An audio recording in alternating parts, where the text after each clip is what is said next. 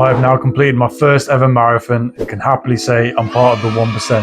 However, I made so many mistakes during my training and on race day that prevented me getting the time that I wanted. The leap from half to full marathon is massive, and I made this video so you can put in your best effort when running your first full marathon. But I'm not going to sit here today and tell you all the things you probably already know, like how to fuel, hydrate and train.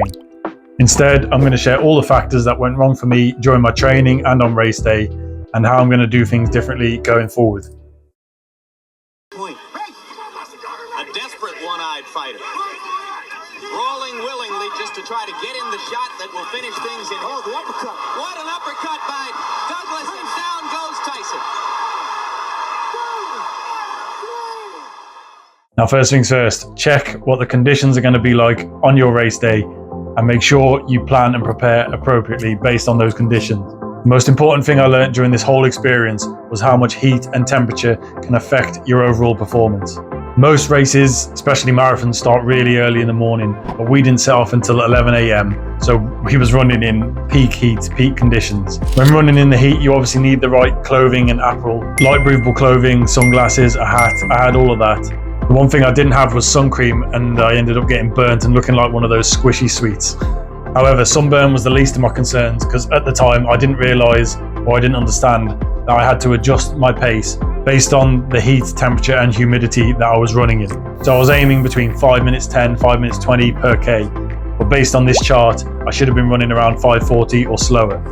If I'd stuck to a 5:40 pace, I probably would have done it in under 4 hours. However, I didn't understand that this is what I had to do, and I ended up finishing 4 hours 12. If you are running in extreme heat, like 26 plus degrees Celsius, then you want to slow down 20 to 40 seconds below your goal pace. Hydration and electrolytes are especially important when running in the heat, as your body gets more depleted even faster. Make sure you're getting your electrolytes in as well, either in the form of a tablet or your own natural sources. Also, make the most of hydration and aid stations en route, but be very careful not to consume anything that your body doesn't agree with. On the Madrid Marathon, on the aid stations, they were handing out Powerades, and I thought that would be a great way to get in some electrolytes. However, this completely messed up my stomach, and I had to stop and start walking 30 kilometers in. I committed the cardinal sin of not keeping things the same on race day and paid the price for it. As well as the conditions, we also want to study the route and the course that we're going to be running on beforehand.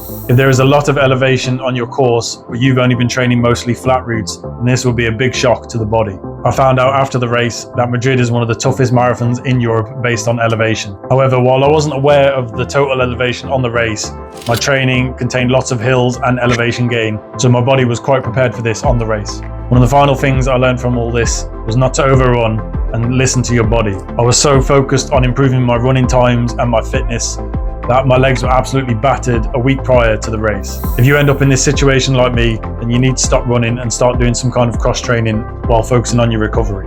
I was doing my full body stretch routines 3 times a week, as well as my daily ice baths and massage therapy, while also prioritizing my sleep and my protein intake. All this helped my legs recover really fast, get them prepared for race day, but it also helped me a week later put in the best performance of the year on the Birmingham Half Marathon with a time of 1 hour 39 minutes. The more you focus and prioritize your recovery, the better your race will be. But that's everything for today. If you found this helpful, please like and subscribe.